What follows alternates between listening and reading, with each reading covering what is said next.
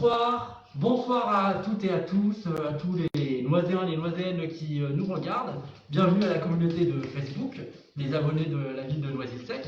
Alors, on est dans notre quatrième live, monsieur le maire. Belle promesse de campagne tenue. Alors ce soir, on n'a pas de thématique, c'est le maire qui répond à vos questions. Et on a déjà reçu plusieurs questions par mail, une dizaine. Il y en a d'autres, ne vous inquiétez pas, qu'on n'a pas choisi, mais qui vont avoir une réponse plus précise par mail, c'est important. Et donc là, je pense qu'on est tous prêts entre la technique, monsieur le maire. Est-ce que vous êtes prêts? Je suis prêt, Thibaut. C'est parfait. Alors, bonsoir à toutes et tous. Une petite précision, je n'ai pas mis de masque parce qu'on a précisé que c'était plus audible sans le masque et je suis testé négatif et Thibaut porte le sien.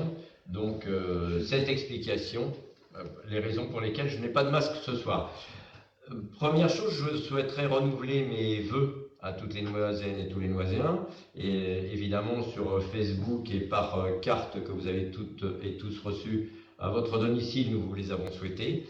Ce que je nous souhaite tous, puisque c'est dans l'esprit de chacune et de chacun, c'est que cette année 2021 voit la fin avant tout de cette pandémie et que nous puissions être sur une reprise de vie normale dans nos familles et dans notre espace public. Ensuite, une petite information, Thibaut, et pour vous, Noiséennes et Noiséens, c'est que j'ai été interpellé pas mal ces derniers jours, voire ces dernières heures, sur une vaccination éventuelle et notre participation en tant que municipalité. Alors, bien sûr, nous avons écrit hier à l'Agence régionale de la santé, d'une part pour se porter volontaire, puisque nous nous étions déjà portés volontaires pour les tests PCR.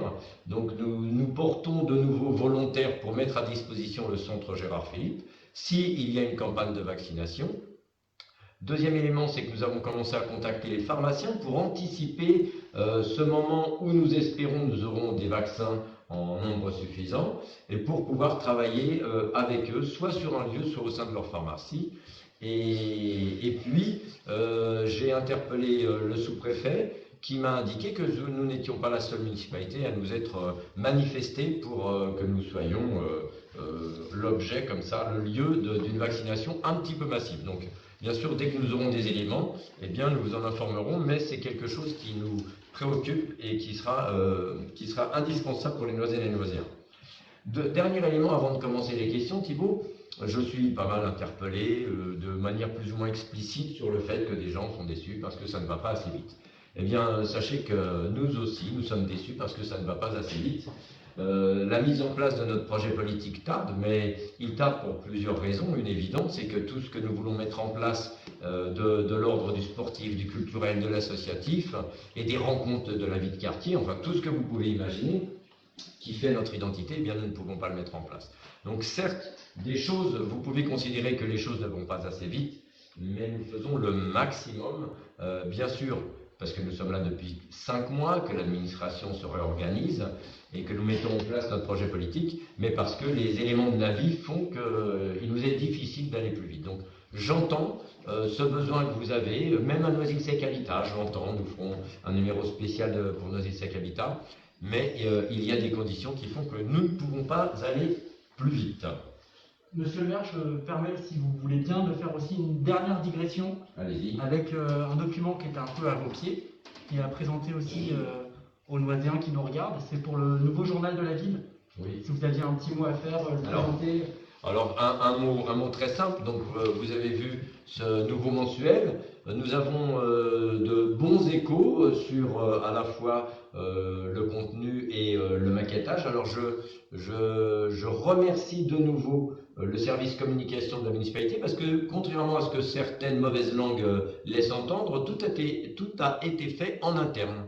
Et donc le titre Horizon, eh bien, c'est pour avoir évidemment une perspective à long terme, parce que la politique, c'est pouvoir anticiper, c'est voir dans le lointain, autant en termes de temps qu'en termes d'espace. Donc j'espère qu'il vous plaira. C'est surtout, Thibaut, que nous voulions faire en sorte que ça redevienne le journal des Noiséens, car ils sont les actrices et les acteurs de la vie noiséenne. Donc merci encore au service com. Et dernière chose, je l'ai dit, je l'ai écrit, il est appelé évidemment à évoluer.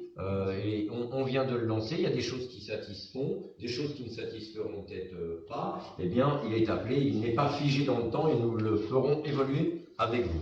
Merci Thibault. Merci Monsieur le maire, on va rentrer dans le vif du sujet. On a décomposé un peu les principales questions en différentes parties et on va commencer tout de suite la partie sur la tranquillité publique.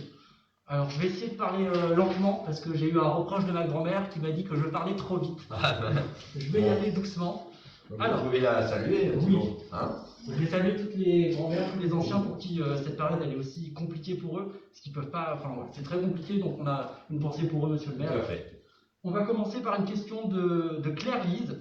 Alors il y a deux questions de Claire-Lise. La première c'est, il y a de nombreux cambriolages à Noisy-le-Sec, comment comptez-vous sécuriser la ville? Alors, il y a de nombreux cambriolages à Noisy-le-Sec. Il faudrait que, alors, certes, il y a des cambriolages, il y a des tentatives de cambriolage, il y a des cambriolages, c'est indéniable. Est-ce qu'il y en a plus à Noisy-le-Sec que dans les villes voisines? Est-ce qu'il y en a plus en ce moment qu'à d'autres périodes? Quelles sont les raisons? Alors oui, selon la police nationale, et lorsque nous aurons des chiffres précis, bien sûr, nous les communiquerons de nouveau. Il s'avère que le mois de décembre est une période annuellement propice au cambriolage. La police nationale, les enquêtes les font remonter. En revanche, il y a eu une baisse cette année en novembre de cambriolage. Alors, qu'allons-nous faire?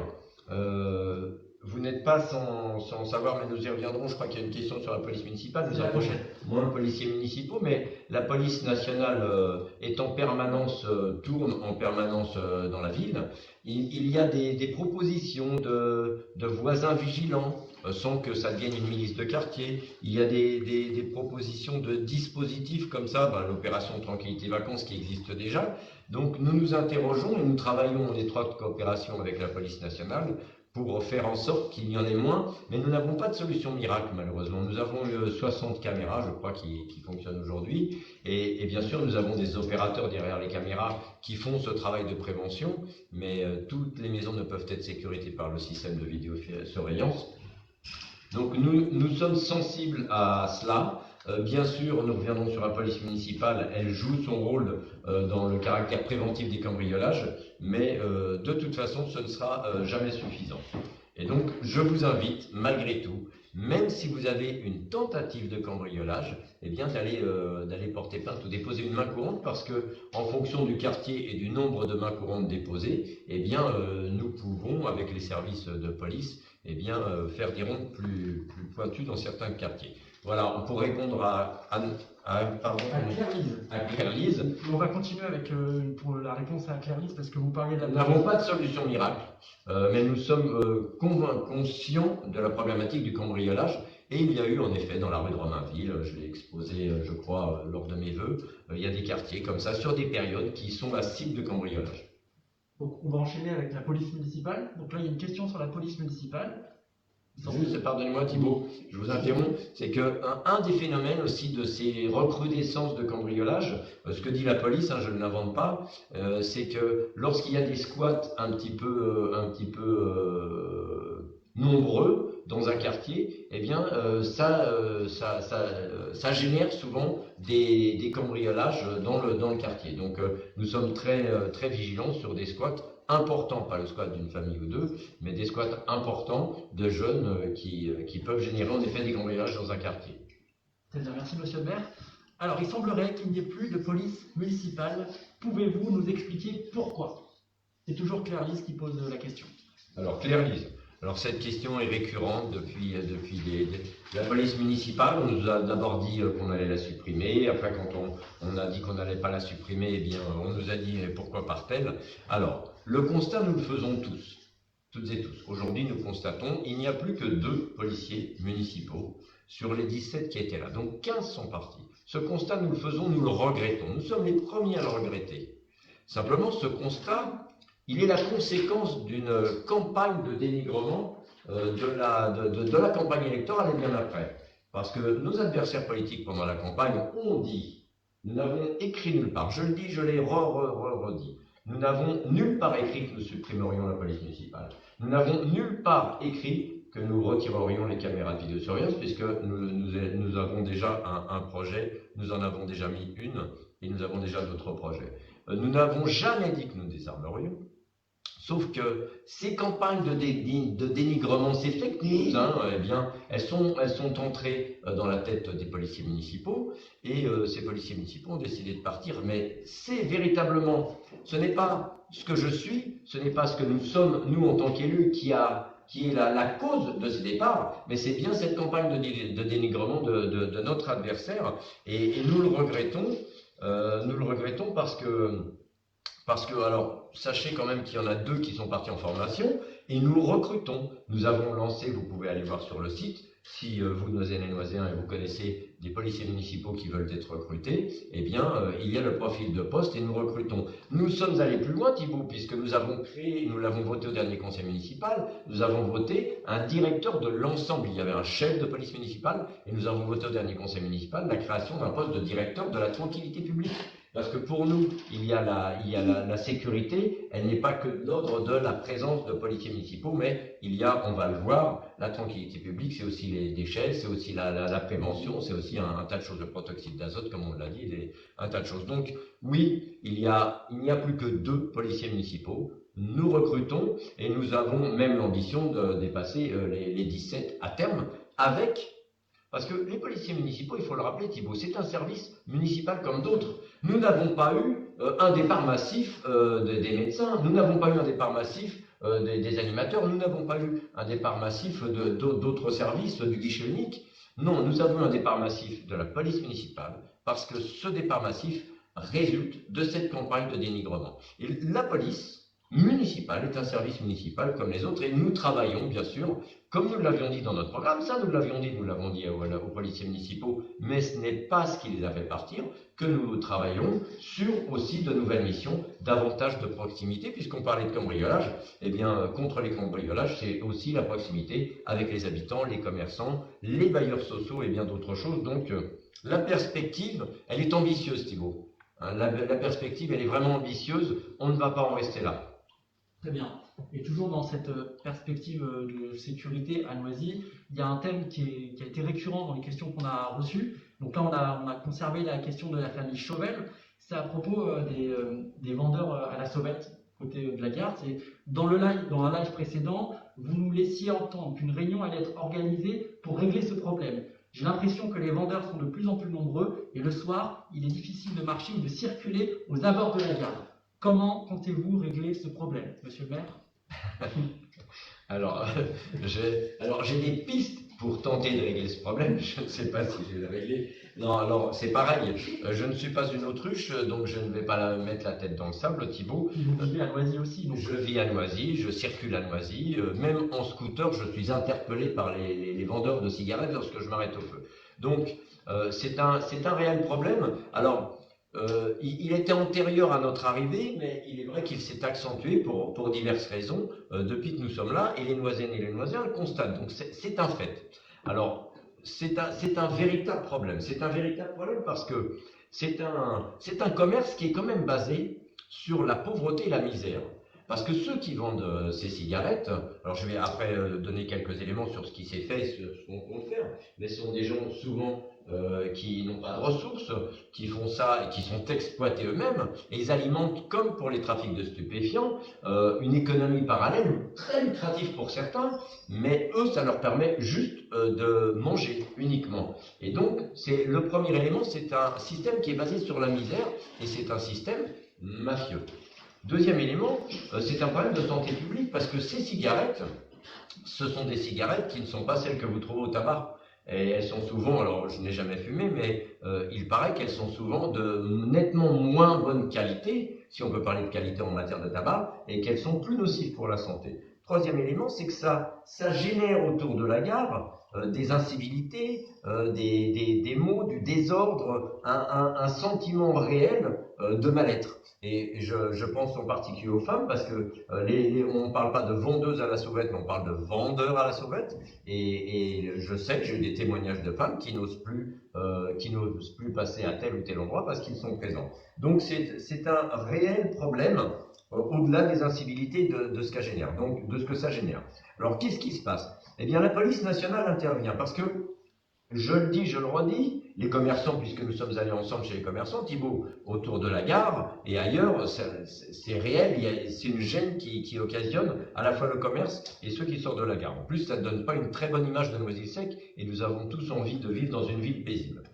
Alors, ce qui était fait, alors quand en effet il y avait la police municipale, elle passait régulièrement. Là, il est un fait qu'elle ne passe plus, mais ce n'est pas ça qui a simplement développé le trafic. La police nationale passe chaque jour. De mémoire, je ne l'ai pas noté, mais de mémoire, je crois qu'il y a un mois, quand on a fait un point, ils avaient déjà supprimé depuis le mois de juillet 1400 paquets de cigarettes. Donc, il faut gêner le trafic en permanence. Mais s'il y a des vendeurs, c'est qu'il y a des acheteurs. Et c'est que la loi, et nous allons bientôt communiquer là-dessus, la loi permet à la police de verbaliser, y compris les acheteurs. Et le jour où il n'y aura plus d'acheteurs, les vendeurs iront aussi ailleurs. Donc il y a un tas de pistes. Alors une des pistes, c'est bien sûr la douane, c'est le passage récurrent de la police, mais même la police nationale me disait, comme ils savaient qu'ils allaient arriver, de toute façon, ils partaient avant qu'ils arrivent, comme dans les trafics de stupéfiants. Donc qu'allons-nous faire? J'ai écrit au préfet, j'ai saisi le préfet pour l'alerter sur cette situation qui se dégrade à Noisy, pour demander des moyens supplémentaires. Nous allons, nous, élus, mener une action très bientôt autour de la gare sur cette question. Nous allons interpeller également les acheteurs. Nous allons communiquer énormément et bien sûr, dès qu'il y aura de nouveau des agents de la police municipale, eh bien nous mettrons un point, comme pour ceux qui consomment de l'alcool sur la place Simone Veil, eh bien nous mettrons un point d'honneur à faire en sorte qu'il soit très présent. Donc voilà, encore j'ai des pistes. Madame Yami, qui est déléguée à la tranquillité publique, a déjà pris contact avec la SNCF parce que ce travail se fait aussi de manière concomitante avec d'autres, la SNCF, la RATP, les commerçants, la douane et bien d'autres. Donc voilà ce que nous comptons faire, mais nous sommes parfaitement conscients que ce trafic génère une grosse, plus qu'une gêne. C'est un réel danger et ça alimente les trafics, les réseaux mafieux en plus. Merci Monsieur le maire pour votre réponse. On va changer de thème, on va parler de la propreté en ville. On a une question de Lydie, qui est une sorte de constat aussi, qui nous dit que la propreté est une question récurrente dans notre ville. Les réseaux sont inondés de photos montrant des dépôts d'ordures, accompagnés souvent de commentaires désobligeants pour la population, le maire ou les services. Une mise au point rappelant qui est responsable de quoi, les prestations prévues et leurs limites, les interlocuteurs, les lieux d'information seraient bienvenus. Il est peut-être possible d'aller jusqu'à proposer une démarche. Je vois un tas d'ordures ou de débarras près de chez moi, on complète la phrase, il faut que nous devenions tous et toutes acteurs de la propreté de notre ville, chacun à notre place. Voilà la question, le témoignage de Lydie. Donc ce témoignage est très précis. Alors comme pour les autres, puisque ces questions soulèvent véritablement des sujets qui sont problématiques, nous sommes conscients, nous vivons nous à Noisy-le-Sec, et nous sommes parfaitement conscients de ce que ça pollue, parce que c'est vraiment désagréable de vivre dans une ville qui est sale avec des dépôts sauvages. Et je suis encore peut-être plus révolté de par ma fonction que vous de ce qui se passe, parce que je considère que j'en suis responsable, et pourtant je ne suis pas le seul responsable. Les responsabilités, elles sont partagées. Les responsabilités, c'est d'abord la responsabilité de celui qui va déposer son déchet alors qu'il n'a pas à le déposer là où il est. On le voit autour des points d'apport volontaires des déchets de verre, il y a des poubelles par terre. Autour des points d'apport volontaires, je prends la rue du 18 avril 44 ou de la cité du 140, autour de ces paves, eh bien, il y a toujours des déchets. Donc il y a des responsabilités qui sont partagées, mais je ne dis pas ça pour nous dédouaner de la nôtre.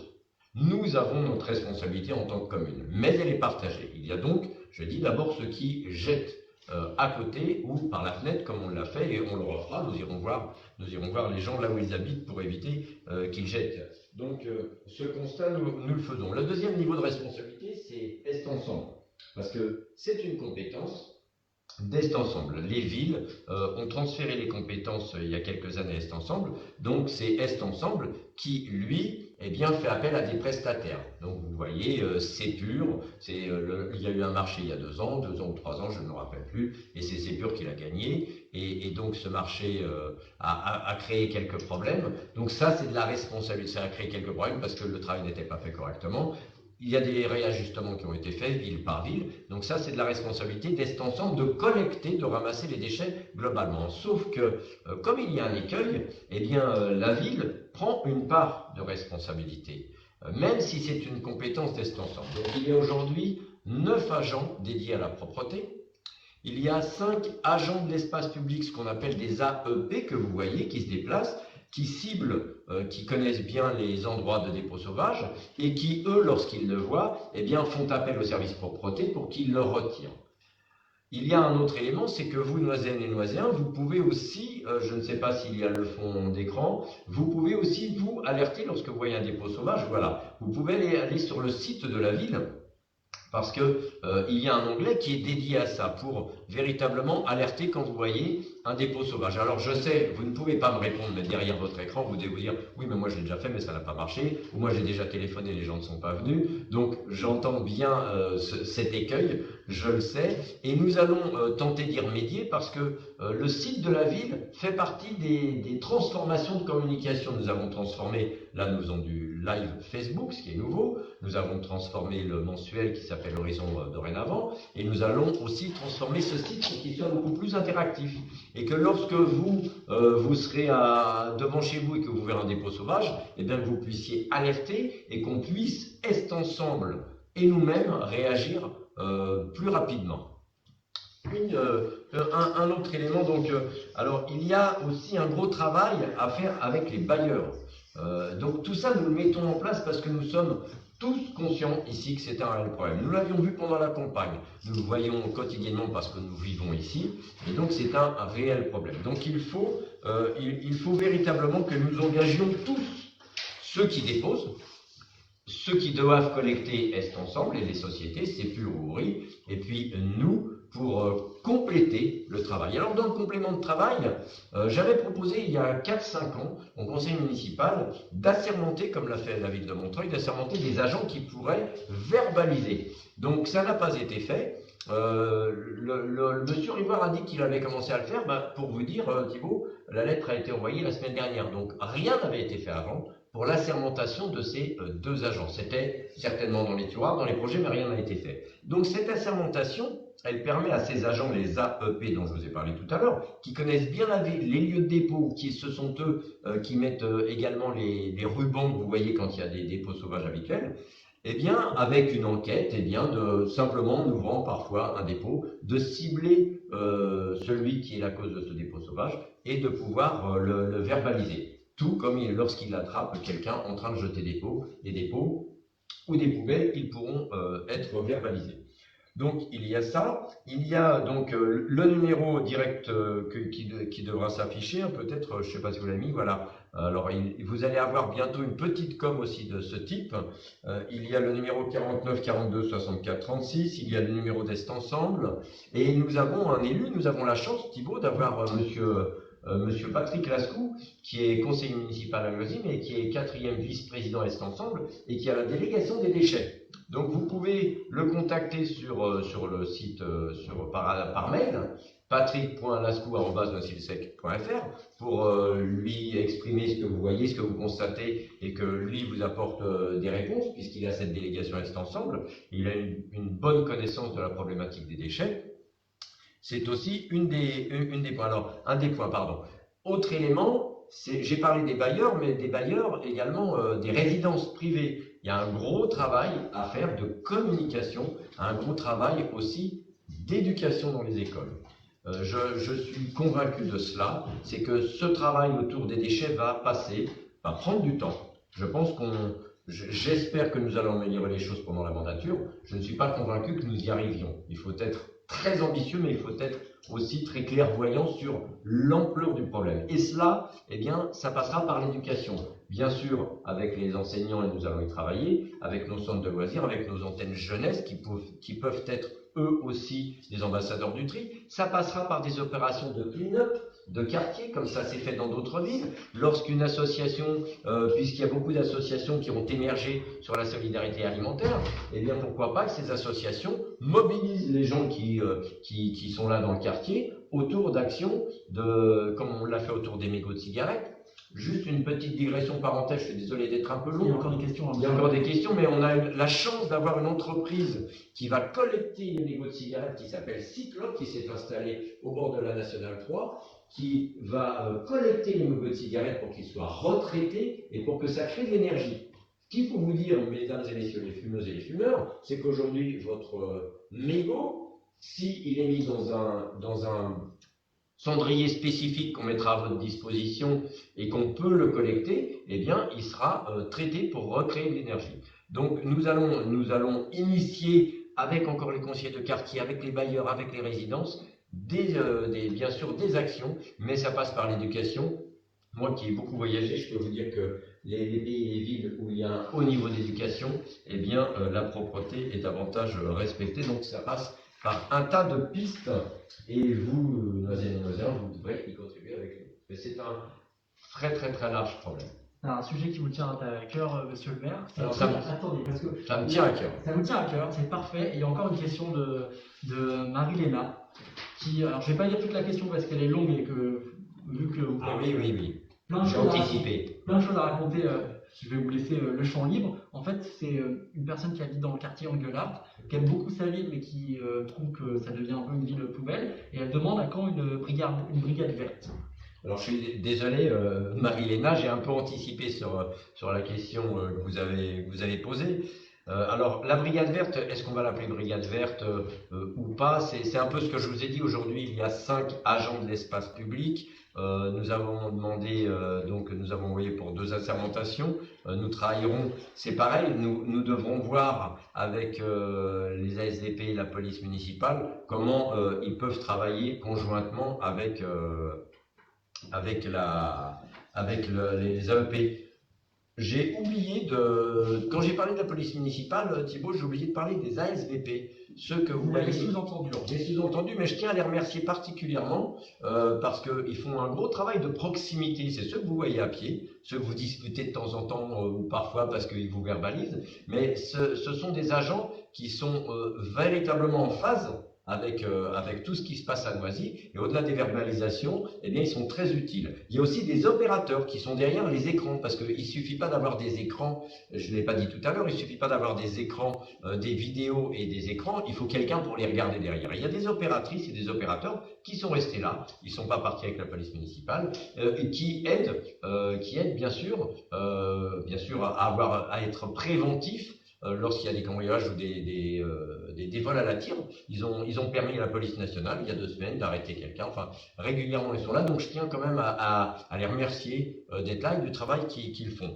Donc, si je parle de ça, c'est que la vidéosurveillance est aussi un élément qui servira à verbaliser, à pointer. Par exemple, si on voit quelqu'un si un opérateur est derrière son écran et qu'il voit quelqu'un qui décharge son camion, un artisan qui décharge son camion, eh bien, qu'il puisse en effet envoyer un agent assermenté pour le verbaliser. Eh bien, aujourd'hui, on aura le droit de le faire, ce qui n'était pas le cas il y a quelques années. Donc, brigade verte, oui, bien sûr, mais qui passe, je le redis, par l'éducation, et je ne suis pas convaincu qu'un agent d'Est Ensemble ou un diplomate qui passe frapper à votre porte à 18h30 en vous faisant un peu la leçon sur ce qu'on doit faire ou ce qu'on ne doit pas faire soit plus efficace que votre enfant qui, parce qu'il a travaillé à l'école sur ce qu'était un déchet, comment on pouvait le valoriser et pourquoi il fallait ne pas le jeter, eh bien je pense que votre enfant, si on travaille avec lui, eh bien sera un meilleur ambassadeur de la valorisation des déchets et du respect de la propreté de la ville plutôt qu'un ambassadeur qui passe chez vous à ce moment-là. Mais ça, c'est une conviction personnelle. Donc voilà, pour répondre à Marie-Léna, eh bien oui, gros travail d'éducation, d'assermentation et de sanction, parce que évidemment, je ne suis pas né dans le monde des bisounours, et je sais pertinemment que bien sûr, on ne peut pas se passer de prévention, bien sûr, on ne peut pas se passer d'éducation, mais évidemment, on ne peut pas se passer de sanction, et c'est pour ça que nous allons assermenter ces agents de l'espace public. Merci, monsieur le maire. Je vous propose de changer de thème. On va passer sur les questions d'aménagement. Ne suis-je pas trop long dans mes réponses? Un petit peu, mais en même temps, c'est intéressant. Je pense que c'est important de prendre le temps pour chaque question. Donc là, sur le projet d'aménagement, on a eu plusieurs questions sur la fameuse piscine olympique. Donc vous êtes intervenu à ce propos au conseil municipal. Donc là, on a pris une question, c'est comme beaucoup de Noiséens, je souhaiterais connaître l'avenir du projet de piscine olympique, qui est une véritable chance pour Noisy. Quels sont vos échanges avec Est Ensemble et le promoteur sur le sujet? Quand démarreront les travaux? Alors, je vais pas refaire ce que j'ai dit. J'invite la personne qui est monsieur ou cette dame. Voilà, donc je vous invite, monsieur ou madame, à Gilles, à aller voir mon intervention du conseil municipal sur ma page Facebook, qui est assez précise. Alors, je vais essayer d'être bref, de reprendre ces thèmes. Premièrement, nous sommes, très attachés, et nous nous battrons pour cela, à un bassin digne de ce nom à Noisy-le-Sec. Aujourd'hui, nous sommes conscients du déficit de cette installation, de cet équipement, au vu des besoins, d'une part du club de water-polo, du CNN, du club du cercle des nageurs noiséens, et puis de l'apprendre à nager pour les enfants en âge scolaire. Donc nous sommes, et bien sûr pour le loisir, nous sommes conscients de ce déficit aujourd'hui pour notre ville de 44 000 habitants et des besoins que ça procure. Donc nous sommes convaincus de la nécessité d'un nouveau bassin. Alors après, la grosse question, c'est est-ce qu'il est olympique? Pas olympique. D'abord, je tiens à préciser que c'était dans le projet initial, c'est un bassin d'entraînement, ce qui fait qu'il n'y aura pas de compétition. Si il se fait, il n'y aura pas de compétition à Noisy. Il sera dédié à l'entraînement des poloistes pour les Jeux Olympiques. Alors, est-ce que ça se fera, est-ce que ça se fera pas? Encore une fois, si ça ne se fait pas, nous ne portons pas la responsabilité de ce qui ne s'est pas fait avant. Le chantier, aujourd'hui, a 17 mois de retard. L'organisme financier, qui s'appelle Solideo, est conscient de ça. Il fait un audit pour savoir s'il va maintenir les 5 millions d'investissement, 5 millions sur les 45 millions que représente l'ensemble du projet. Attention, soyons clairs. Donc, Solideo fait un audit. Je n'ai pas les résultats, c'est ce que j'ai dit dans mon intervention. Nous devrions avoir le résultat, je crois, en janvier ou en février, de savoir s'ils maintiennent. Vous parlez de l'opérateur. L'opérateur, c'est Nodi. Je ne vais pas refaire l'historique de ce qu'est Nodi. Vous pourrez écouter mon intervention puisque je le fais. Nodi, aujourd'hui, n'est même pas prêt à faire le projet qu'il avait présenté initialement. Parce que le projet qu'il avait présenté initialement, il y a quelques, donc je crois que c'est il y a mars, je crois que c'est en 2018, 2019. Donc ils ne sont pas prêts à mettre en œuvre ce projet initial. Et il y a eu comme une dégradation, je vais dire, de ce projet initial, parce qu'ils doivent rentabiliser. Il ne suffit pas de faire un équipement. Un équipement, pour nous dit, ça ne rapporte pas d'argent. S'ils veulent rentabiliser leur investissement et le foncier, eh bien il faut des logements. Partout, il faut des logements. Et on reviendra dessus, nous ferons un live Facebook sur l'aménagement et nous en reparlerons. Eh bien, ne serait-ce que cela, ils étaient partis sur 172 chambres d'étudiants. Eh bien, ils sont passés de 172 à 302 chambres de résidence hôtelière, ce qui est encore différent. Alors, je ne vais pas redire qu'il y en avait déjà juste en face. Avec la tour Castro, il y en avait déjà 380 que nous avons tenté de faire réduire aux promoteurs.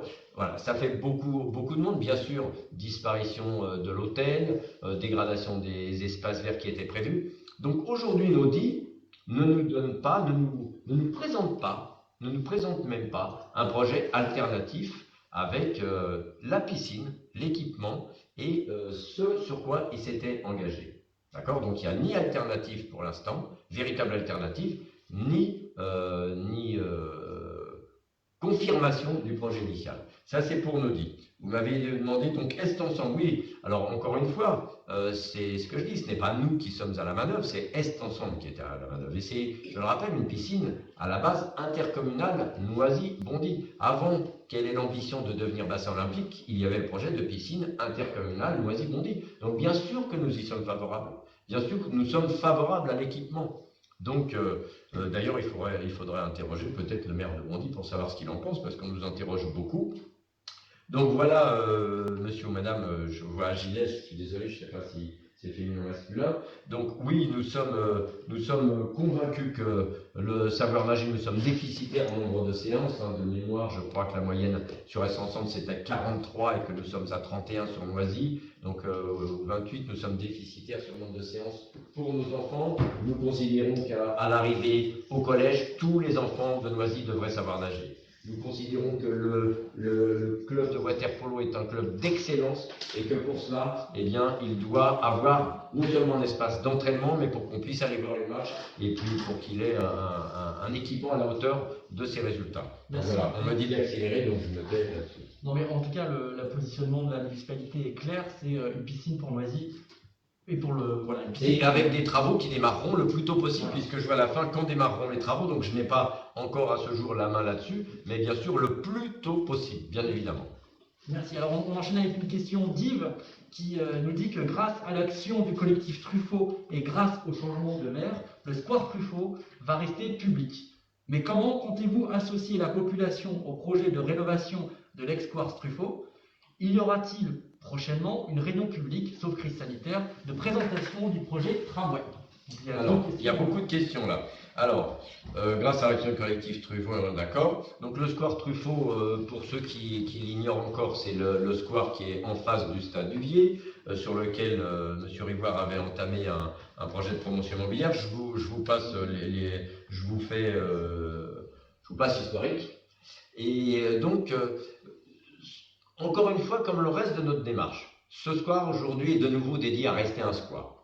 En revanche, comme dans le reste de notre démarche, nous souhaitons associer le conseil de quartier qui, lui, d'ailleurs, s'était opposé à la construction, et ça prend un certain temps. Aujourd'hui, dans le cadre des appels à projets Tempo d'Est Ensemble, eh bien, il y a des propositions qui sont faites pour que ce square soit occupé de manière temporaire. C'est à peu près le même type que la friche en face du Picard, pour ceux qui ont vu cet espace qui est une friche occupée par des artistes, par des actions culturelles, des actions de solidarité, des actions d'économie sociale et solidaire. Eh bien, en gros, en attendant que nous décidions avec la population ce que nous ferons de ce square, parce qu'il y a des propositions diverses et intéressantes qui ont été faites, eh bien, il va y entrer dans le cadre de cet appel à projet lancé par Est Ensemble. Et donc, s'il y a des gens qui ont des propositions, je les invite à aller voir sur le site d'Est Ensemble et éventuellement de répondre à cet appel à projet. Mais ce sera, je le redis, temporaire, c'est 2 ans, je crois que c'est un contrat de 2 ans, renouvelable 1 an, donc au pire ce sera 3 ans, et ça nous laissera le temps de travailler, parce qu'en termes d'investissement aussi, ça nécessitera un investissement, il faut refaire les escaliers, savoir si on en fait un square, si on laisse quelque chose pour de l'agriculture urbaine, tout ça c'est à voir ensemble. Ensuite il parle ce monsieur du projet tramway. Alors, oui, le tramway, nous qui sommes noiséens depuis longtemps, nous avons mesuré les écueils de la communication sur la première phase du tramway. Donc, nous sommes très attachés à faire en sorte que les Noiséennes et les Noiséens s'emparent un petit peu de cela. C'est pour ça que nous avons invité, d'ailleurs, dans ce cadre-là, que nous avions invité Monsieur Stéphane Romangin du département le mois dernier sur Facebook pour vous expliquer tout ça. Nous constatons qu'il y a quand même un déficit de communication, puisque quand on va voir les commerçants, là, quand on a commencé à les souhaiter nouveaux commerçants, ils n'ont encore vu personne. Donc nous avons organisé avec les riverains du passage Cochu, de la rue Carnot, de ce secteur-là, une première réunion pour discuter du sens de la circulation, de stationnement, etc.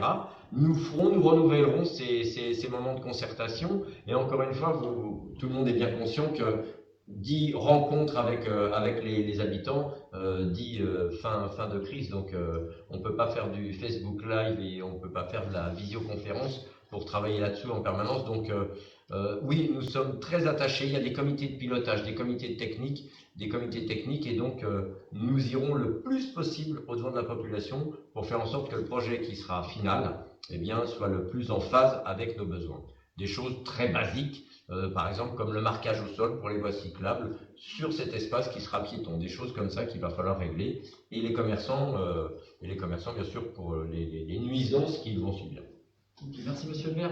On enchaîne avec une question de Molina que je vais vous résumer rapidement. C'est une habitante du canal de l'Ourcq et qui s'interroge sur la vitesse de circulation des voitures sur la RN3 et qui demande quelles sont les solutions pour sécuriser un peu cet endroit qui est dangereux pour les enfants, pour les piétons. Voilà. En gros, c'est ce qui est proposé dans cette question. Alors, il y a beaucoup de lignes. Alors, je vais répondre à Molina. Alors, j'ai une part de responsabilité dans la situation actuelle puisque j'étais conseiller territorial. Il y a quelque chose qui m'a échappé, mais qui a échappé aussi à M. Révoire et à d'autres, je pense.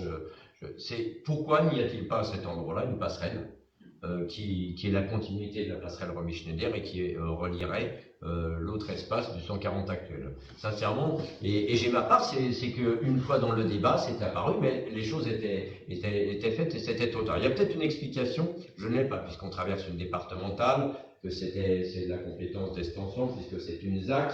Donc je ne sais pas, mais ça aurait été, je pense, quelque chose de léger, une passerelle légère aurait solutionné bien sûr tous ces problèmes. Donc pour répondre à votre question, madame, oui, je suis conscient des problèmes que les habitants d'Engelhardt rencontrent. Alors, j'en ai encore eu hier, puisque j'organise, pour ceux qui sont intéressés, des permanences avec la population le mercredi. Vous pouvez avoir rendez-vous en écrivant à maire@odsec.fr. Et donc, j'avais des personnes du secteur d'Engelhardt qui ont des problèmes de sécurité avec leur voiture, puisque dans le grand parking silo, il y a régulièrement des vols ou des dégradations de véhicules. Nous avons, nous, installé une caméra à côté de la passerelle Remy-Schneider. Ils ne sont pas, les bâtiments dans lesquels ils vivent ne sont pas à la hauteur de ce qu'ils attendaient. Ils ont vécu longtemps dans de la boue, ça y est, les trottoirs ont été refaits. Ils ont vécu longtemps dans les déchets avec les points d'apport volontaires. Ça va mieux. Je constate quand même une nette amélioration, moi, en matière de dépôts sauvages et de déchets. Mais il y a ce problème récurrent de sécurité parce que vous êtes à côté d'une route nationale où les gens ont pris l'habitude d'aller vite, même si elle est limitée à 50 km/h. Donc il y a des pistes. Alors ces pistes, elles sont diverses. Premièrement, Molina, nous avons, décidé d'embaucher 2 agents qu'on appelle des agents point école, qui, vous voyez un petit peu dans Noisy, à la porte des écoles, qui aident les enfants à traverser. Donc, nous avons envisagé de budgéter 2 agents de point école. Pour l'instant, nous en avons un, parce qu'il y a 2 passages protégés, et donc dans 15 jours, il devrait y avoir un second agent point école au 2e passage pour piétons, mais c'est vrai que ces agents point école sont présents au moment aux horaires scolaires et pas tout le temps. Donc d'autres éléments sont ceux que vous avez cités, Dodane, signalétique plus importante. La problématique qu'on a, c'est que c'est une départementale et que ça prend forcément plus de temps parce que qui est à la responsabilité de la signalétique ou bien de la voirie, etc., etc. Alors moi, je n'ai pas la maîtrise de tout ça, mais je sais que ça ralentit un petit peu les dispositifs qu'on voudrait mettre en place d'un point de vue de la signalétique et de la voirie. Un élément qui va être déterminant quand même, un dernier élément très rapide, c'est l'arrivée du TZN3, parce que l'arrivée du TZN3, eh bien, en fonction de ce qu'il sera en définitive, puisque le projet initial est quelque peu modifié, j'ai l'impression, et donc ça aussi, ça va se faire dans les mois qui arrivent, eh bien, aura, je l'espère, vocation à apaiser la circulation.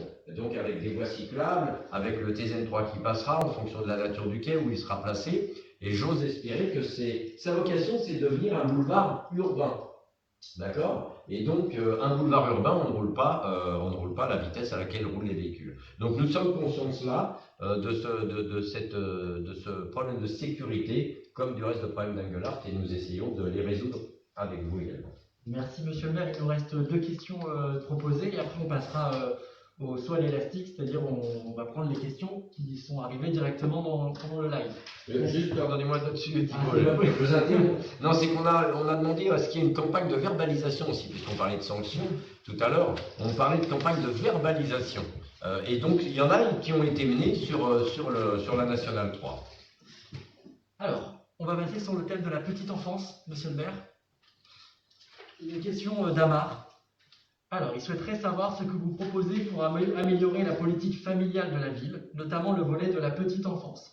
Je pense qu'au-delà de l'amélioration de la vie quotidienne des Noiséens et des Noiséennes, c'est l'attractivité de la ville qui est en jeu.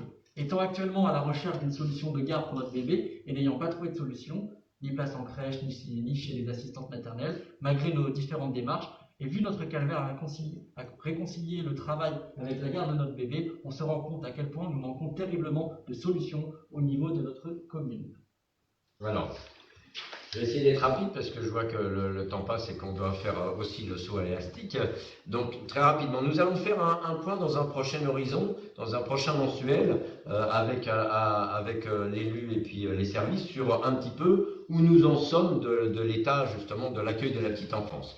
Ce que vous devez savoir, Amar, c'est qu'il y a plusieurs types d'accueil et en plus, il y en a peut-être qui m'échapperont, mais il y a les crèches départementales à Noisy, nous avons des crèches municipales, nous avons des crèches privées et je partage, je fais le même constat que vous et toute la population fait le même constat, c'est qu'il y a un décalage, un déficit de place d'accueil de la petite enfance. Il y a aussi des assistantes maternelles qui sont là et qui travaillent autour du relais d'assistantes maternelles avec des professionnels de la collectivité. Donc il y a, malgré cette diversité d'offres, en termes quantitatifs, il y a un réel manque. Mais c'est aussi lié à cette densification de la population qui est en décalage avec la mise en place des équipements publics. Je l'ai souvent condamné quand j'étais dans l'opposition. Je fais le constat aujourd'hui, nous attachons véritablement à relever un peu le niveau, mais jamais, comme la demande de logements sociaux, avec les 3200 demandes et puis le peu d'attributions qu'on peut avoir,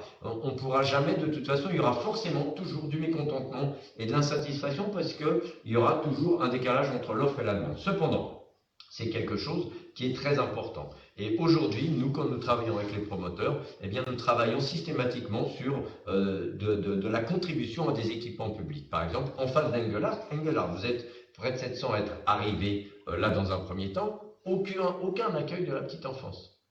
C'est inconcevable. Donc là, nous travaillons en face sur le 140 avec ICF La Sablière, avec Vereka, pour qu'il y ait d'emblée un accueil de la petite enfance. Donc il en existe, nous sommes conscients qu'il y a un décalage. Madame Lounis fera un article, je pense, dans un prochain horizon, mais sachez qu'il y a déjà eu, par exemple, depuis que nous sommes arrivés, 3 CAMA. Les CAMA sont des commissions d'attribution. Il y en a eu 3, avec bien sûr, je vous prends par exemple celle de juillet, il y a eu 160 demandes, il y avait 31 places d'attribuées, il y en a 18 qui ont été admises et 6 en attente. Si je prends sur les 6 derniers mois, il y a eu 486 demandes et 84 places admission, si vous voulez. Donc vous vous rendez compte le décalage. Donc nous sommes conscients de ça. Nous n'allons pas rattraper le retard, mais nous allons en effet travailler quand il y a une création pour avoir des berceaux communaux, pour pousser aussi lorsqu'il y a des constructions, eh bien qu'il y ait ces accueils de petite enfance, comme logiquement, eh bien, il y a des accueils scolaires ou des équipements sportifs ou d'autres services publics. Donc je ne sais pas si j'ai répondu. Mais vous aurez d'autres pistes et puis c'est pareil, je vous invite à nous rencontrer pour avoir plus d'éléments là-dessus. Merci Monsieur le maire. On termine avec une question de Betty qui nous demande: existe-t-il un programme de prévention santé sur la nutrition, notamment sur la prévention du surpoids et de l'obésité mené par la municipalité, en particulier à destination des enfants? Nous avons été surpris de constater que la consommation de bonbons, jus de fruits est monnaie courante dans les crèches et bien souvent encouragée par les employés. En vous remerciant par avance. Alors, il y a un travail qui a été entamé par la municipalité précédente, et différente aussi, sur justement avec des actions sur des menus, sur l'intervention de diététiciennes dans les écoles, dans les crèches, avec les cuisiniers, etc. etc. Donc il y avait cette campagne de sensibilisation qui avait été entamée, que nous allons bien sûr poursuivre. L'autre élément, c'est qu'on est bien sûr aussi conscient que d'un point de vue de la santé publique, l'obésité est un problème et je vais vous dire, c'est que dans les milieux populaires, l'obésité est encore un problème plus criant puisque en fait, moins on a d'argent et moins on mange bien, moins on mange équilibré et donc plus on est sujet à l'obésité. Il y a, je dois le dire dans cette optique-là, au CMS, une consultation d'une diététicienne qui n'est pas très onéreuse parce que sur rendez-vous, elle est à 6 € et 3 € avec la CMU. Donc si vous êtes soucieux, vous êtes soucieux de la santé de votre enfant parce que vous constatez qu'il y a trop de sucreries ou autre chose, eh bien vous pouvez aller consulter au centre municipal de santé, justement pour trouver une solution. Il y a des dispositifs départementaux, Retrouve ton câble, d'autres dispositifs qui sont mis en place, mais c'est un problème de santé publique crucial et que nous voyons davantage, nous, dans nos villes, de Seine-Saint-Denis à Noisy, que dans d'autres villes. Donc, nous allons tenter de travailler à la fois, là, bien sûr, sur la prévention et sur la curation, allons-nous dire. Ok. C'est fini, monsieur le maire? C'est fini parce qu'il faut passer au live. Vous êtes prêts? Je suis prêt. Parce que là... Je suis prêt, Thibaut. Très bien. C'est Alors, le dernier mot, Thibaut? alors on a 10 minutes. On va commencer par une question de Corinne qui revient un peu sur les dépôts sauvages. Est-ce qu'un permis de planter, semer tous les espaces verts en terre dans la ville ne permettrait pas d'encourager plus de soins de la ville? Une solution parmi d'autres. Alors, il y a eu ces expériences, les incroyables comestibles, une association qui a déjà entamé au pied d'arbre dans l'avenue Marceau ce type de projet, sous l'ancienne municipalité. Donc ce sont des pistes et nous allons j'étais au dernier Facebook avec monsieur Lacaille-Albigès qui est élu aux mobilités mais aussi aux espaces verts, qui a une forte ambition en la matière et qui travaille avec les services des espaces verts de la municipalité qui ont aussi eux une forte ambition de travailler sur la valorisation de tous ces espaces. Donc ça tombe bien, nous voterons bientôt au conseil municipal. Nous avons un bureau municipal la semaine prochaine avec ces questions-là que vous évoquez, Corinne, c'est ça? Ces questions que vous évoquez, parce que en effet, je ne sais pas si ça luttera profondément contre les dépôts sauvages, mais en tout état de cause, en dehors de cela, eh bien, nous avons besoin de nature et d'espaces verts en ville. Alors juste une petite précision, c'est que ça va engendrer, je l'ai vu moi en travaillant avec M. Lacaille-Albigès et puis les services, ça va engendrer quelque chose qui peut apparaître comme l'ordre du pas propre. C'est-à-dire que les incroyables comestibles ou des fleurs qui poussent comme ça, puisqu'on met plus de produits phytosanitaires, eh bien, ça pour les Noisiens, ils vont peut-être considérer que c'est pas assez propre. Mais ça fait partie du jeu. Je pense qu'il faut accepter, si on veut laisser un petit peu la nature reprendre de l'espace, il faut accepter que ce ne soit pas parfaitement droit. Alors quand je dis propre, c'est propre, mais c'est propre visuellement, c'est pas aussi droit que le reste. Alors écoutez, je ne sais pas si ça permettra de réduire les dépôts sauvages. En tout état de cause, plus notre ville sera belle, plus il fera bon y vivre, et moins les gens auront envie de déposer leur sac de poubelle, ou leurs meubles, ou leurs chaises n'importe où. Donc je ne sais pas si j'ai répondu à votre question, Corinne, mais nous sommes sensibles à ce que vous venez de dire, et c'est déjà dans les projets et dans le travail que nous faisons. Alors, vu que vous parliez de M. Florent Lacaille-Albigès, je vais enchaîner avec une question qui le concerne aussi. Il en avait parlé lors du précédent live, mais tout le monde n'a pas vu le précédent live. C'est Betty Ploutny qui se demande pourquoi pas de flotte Vélib à Noisy. Mais Betty, vous n'avez pas regardé le live Facebook du mois dernier?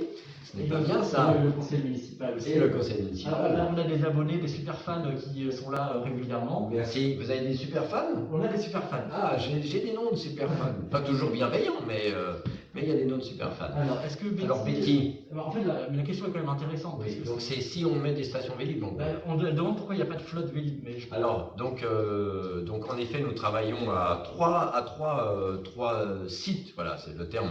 Nous travaillons à 3 sites qui seront installés prochainement. Donc un site à Engelhart. Alors quand je dis Engelhart, c'est la zone de l'Ourcq.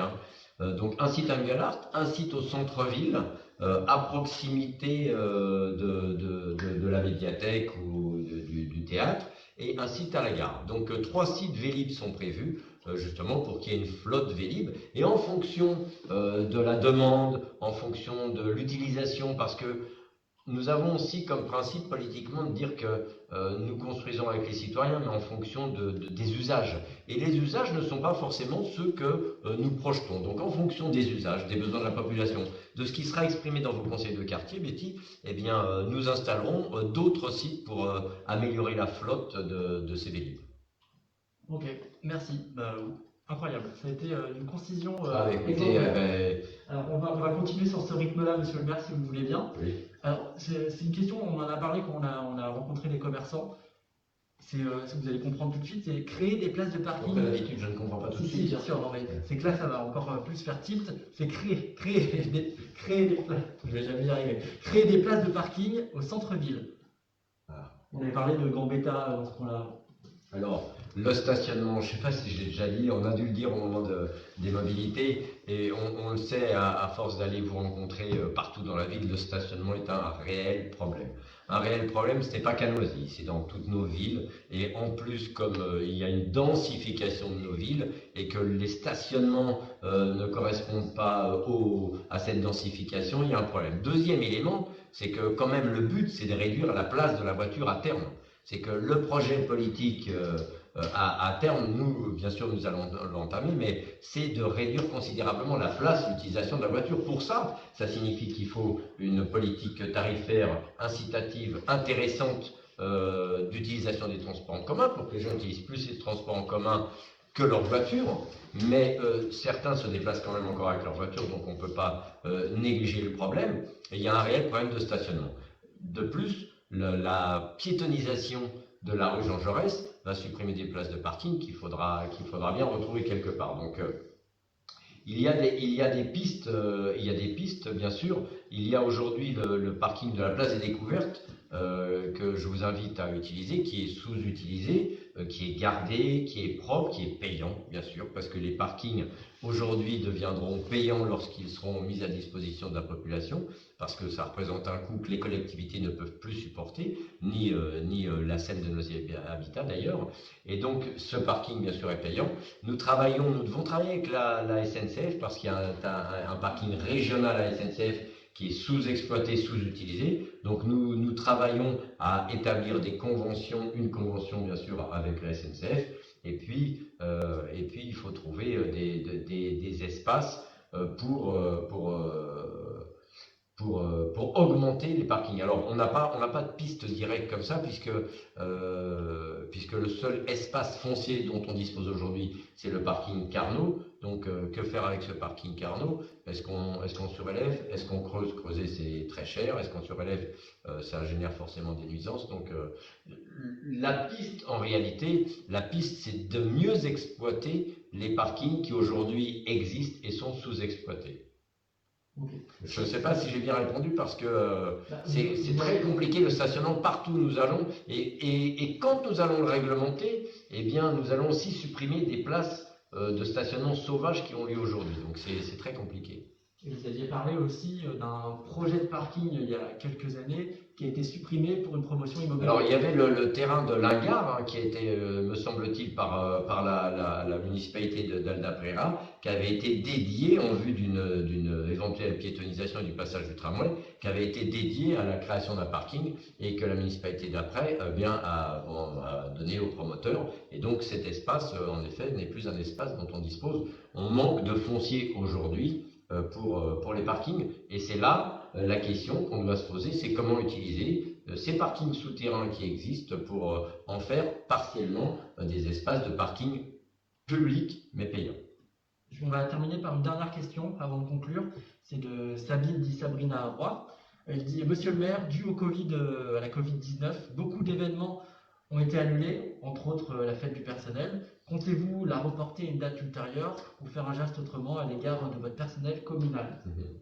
Alors Sabine dit Sabrina, bien sûr, alors les événements ont été alors certains reportés, d'autres annulés. Eh bien, cette question, on s'est posé, on n'a pas la réponse encore, Sabrina, parce que soit on reporte, mais à ce moment-là, ce serait une fête du personnel qui ne serait pas des vœux. On s'est posé la question, et ça, on peut la déplacer dans le temps, avec un équipement qui nous permet de le faire quand nous serons sortis de la crise. Et si nous voyons que la crise dure et que nous ne pouvons compenser ces vœux aux agents par une autre fête qui serait, comme on l'a dit pour les associations, le printemps solidaire, là, ce serait la fête du printemps pour les agents. Si on voit que dans le temps, eh bien, on ne peut pas le faire dans les 6 premiers mois, eh bien oui, nous pensons compenser d'une manière ou d'une autre, pour remercier les agents du travail qu'ils font pour le service public, bien sûr, mais pour entretenir cette relation, nous pensons à une forme de compensation, mais là aussi, nous avons des idées, mais c'est le travail avec les partenaires sociaux, avec les syndicats et puis avec les agents que nous ferons qui pourront nous donner des pistes. Et pour la population, c'est la même chose. Et pour la population, oui, puisque si la question pour la population, c'est la même chose, il y a des actions qui sont reportées. Nous avions proposé, nous, il y a 2 mois, une belle action que nous pensions pouvoir mener dans cette deuxième phase de confinement qui était la Casa de Musica, d'aller au pied des immeubles avec des musiciens professionnels pour jouer au pied des immeubles parce que les gens ne pouvaient pas descendre. Nous avons été retoqués par le préfet. Et donc ce projet, eh bien, il est fait, il est budgété. Nous ne pouvons pas le mener aujourd'hui. Ce type de projet est reporté parce que je pense qu'en effet, amener la musique, la culture au pied de nos immeubles partout dans Noisy, eh bien, c'est intéressant. Donc des choses comme ça sont reportées. Comme le Noël solidaire, eh bien, on a dit que ce serait reporté. Et d'autres seront bien sûr malheureusement annulés. Mais nous ferons au mieux avec vous. Et nous nous en excusons, nous d'abord, parce que nous sommes aussi victimes que vous de la suppression de ces événements. Donc, merci Monsieur le maire. Je tiens à signaler qu'il y a plus de 140 commentaires qui ont défilé plus de 140 pendant le live. Donc on ne peut pas répondre à toutes les questions dans le présent, dans l'immédiateté. Cependant, ça nous tient à cœur de répondre à toutes les questions après, dans les jours qui arrivent. Dans tous les autres lives, toutes les personnes ont reçu des réponses. Donc c'est ce qui va se passer. Après, dès demain, avec le service communication, on va travailler dur pour répondre à toutes les questions. Alors une précision, Thibaut, c'est vrai que j'ai été interpellé par une dame qui m'a dit oui, on n'a pas répondu à ma question. Alors, il y a plusieurs choses. Alors, on peut se tromper, il y a peut-être des questions auxquelles on ne répondra pas immédiatement, il faudra nous relancer. Il y a des questions auxquelles je peux répondre là, mais il suffit que vous ayez posé la question et que j'ai répondu à une personne. Si le thème que nous avons abordé, on ne vous a pas répondu à vous directement, mais si le thème répondait à la question, on ne reprendra pas.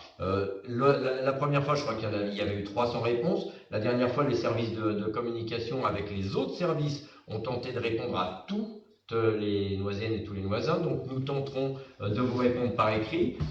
Si toutefois nous n'y arrivons pas, c'est pas par mauvaise intention ou par négligence ou par mépris ou pour éviter les questions, c'est qu'il y a eu un malentendu, donc vous n'hésitez pas, vous nous la reposez et bien sûr nous répondrons à toutes vos questions parce que nous espérons que ça répond à un besoin. Parce que ce Facebook Live correspond aussi à un besoin des populations qui ne vont pas forcément lire le Noiséen, des questions qu'ils ne pourront pas poser à leurs élus ou dans les gens qui ne vont pas poser de quartier. Donc voilà, vos questions sont les bienvenues. On conclut, Thibaut? C'est à vous de conclure, monsieur le maire. Le mot de la fin. Le prochain sera thématique. Le prochain Facebook Live sera thématique, il sera en février. Nous n'avons pas encore la date parce que vous voyez que nous faisons ces Facebook Live le jeudi, qu'il y a un conseil municipal. Est-ce que nous le faisons après? Il sera thématique. Est-ce que nous le faisons sur... nous avons des pistes sur vous expliquer, puisque nous nous travaillerons sur le rapport d'orientation budgétaire en vue du budget qui sera voté au mois de mars. Est-ce qu'on vous explique à ce moment-là avec Madame Bord ce qu'est le budget? Voilà, nous sommes en réflexion, mais il sera thématique de toute façon et il sera au mois de février. Et donc nous vous remercions de participer à ces Facebook Live, parce que si vous étiez 3 devant vos écrans, nous arrêterions. Donc plus vous serez nombreux, plus vous nous motiverez pour le faire, et puis plus nous multiplierons nous maintiendrons et multiplierons ces événements, ces rendez-vous. Merci Thibaut. Merci encore une fois à ceux que vous ne voyez pas. Alors je ne sais pas si ça se fait peut-être. Est-ce que vous pouvez venir nous voir? Non? Vous ne venez pas nous voir? Non, ils ne veulent pas, non, ils sont bons. Alors il y a 3 personnes qui sont là, plus celles et ceux qui ont préparé avant. Donc voilà, nous ne sommes pas seuls parce qu'il faut répondre, il faut aller chercher vos questions. Toute cette technique. Donc moi je remercie de nouveau le service com qui fait de gros efforts pour améliorer à chaque fois à la fois les conditions et puis les conditions. Voilà. Je vous remercie. Prenez soin de vous, faites attention, continuez de respecter les gestes barrières. N'hésitez pas à aller vous faire tester et en attendant de vous faire vacciner. Eh bien, je ne sais pas si lorsque la vaccination a lieu, j'irai me faire un selfie en me faisant vacciner, mais je pense que je vous invite à aller vous faire vacciner et je le ferai lorsque ce sera lancé. Merci à vous et à très bientôt. Prenez soin de vous. Au revoir.